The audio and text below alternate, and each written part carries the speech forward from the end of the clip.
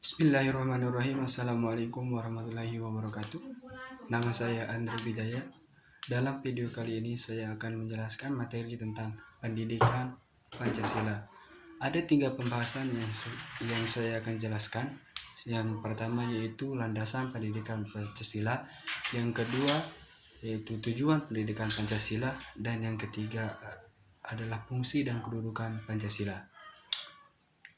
Baik, kita masuk ke pembahasan yang pertama yaitu landasan Pancasila. Ada 4 landasan Pancasila, yaitu yang pertama ada namanya landasan secara historis, yang kedua landasan secara kultural, yang ketiga landasan secara filosofis, dan yang keempat adalah landasan secara yuridis. Baik, landasan pendidikan Pancasila secara historis.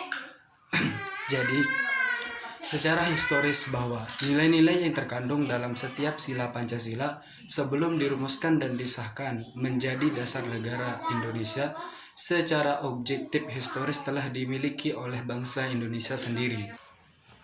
Atas dasar pengertian dan alasan historis inilah, maka sangat penting bagi generasi penerus bangsa, terutama kalangan intelektual kampus, untuk mengkaji, memahami, dan mengembangkan berdasarkan pendekatan ilmiah, yang pada gilirannya nanti akan memiliki suatu kesadaran serta wawasan kenegaraan kebangsaan yang kuat berdasarkan nilai-nilai yang dimilikinya sendiri. Materi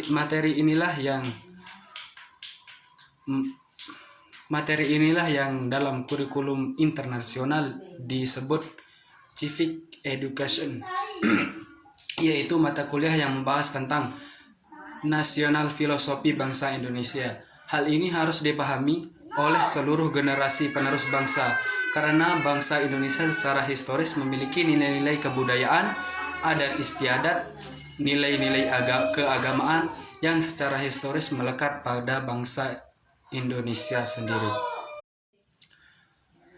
Landasan pendidikan Pancasila yang kedua yaitu landasan pendidikan Pancasila secara kultural.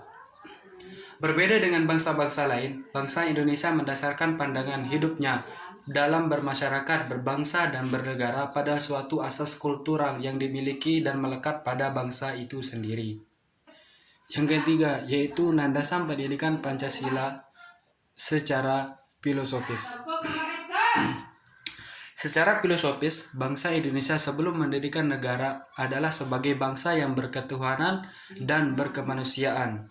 Hal ini berdasarkan kenyataan objektif bahwa manusia adalah makhluk Tuhan Yang Maha Esa. Syarat mutlak suatu negara adalah adanya persatuan yang terwujudkan sebagai rakyat, merupakan unsur pokok negara. Sehingga secara filosofis negara berpersatuan dan berkerakyatan, konsekuensinya rakyat adalah merupakan dasar ontologis demokrasi, karena rakyat merupakan asal mula kekuasaan negara dan sekaligus sebagai unsur pokok negara. Landasan pendidikan Pancasila yang keempat yaitu landasan pendidikan Pancasila secara yuridis. Secara yuridis, landasan pendidikan Pancasila tertuang dalam beberapa ketetapan, di antaranya yaitu 1. Undang-Undang Nomor 20 Tahun 2003 tentang Sistem Pendidikan Nasional.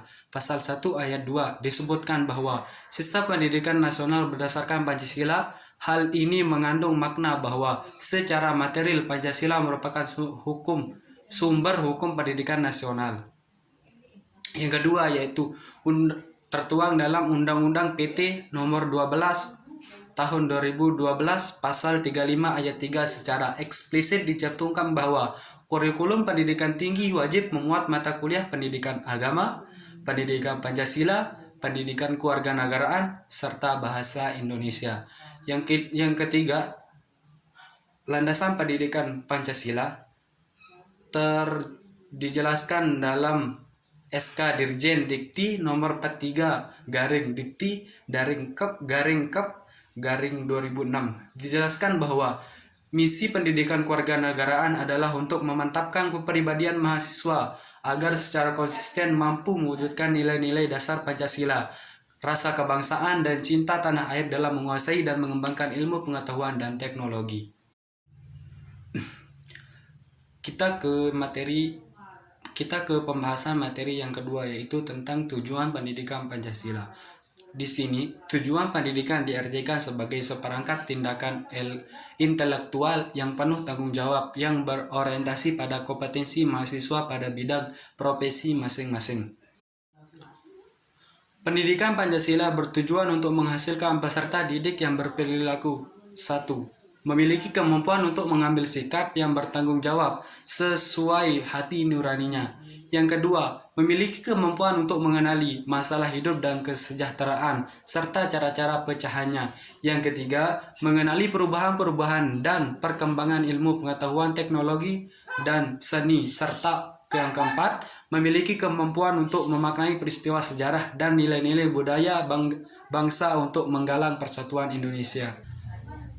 Materi terakhir tentang pendidikan Pancasila yaitu kedudukan dan fungsi Pancasila. Dalam tata negara Indonesia, Pancasila berkedudukan sebagai dasar negara, sebagai ideologi negara, sebagai sumber dari segala sumber hukum, sebagai pandangan hidup bangsa Indonesia. Dalam kedudukannya demikian, Pancasila menempati kedudukan yang paling tinggi sebagai sumber dari segala sumber hukum atau sebagai sumber hukum dasar nasional dalam tata hukum Indonesia. Sekian dari saya. Wassalamualaikum warahmatullahi wabarakatuh.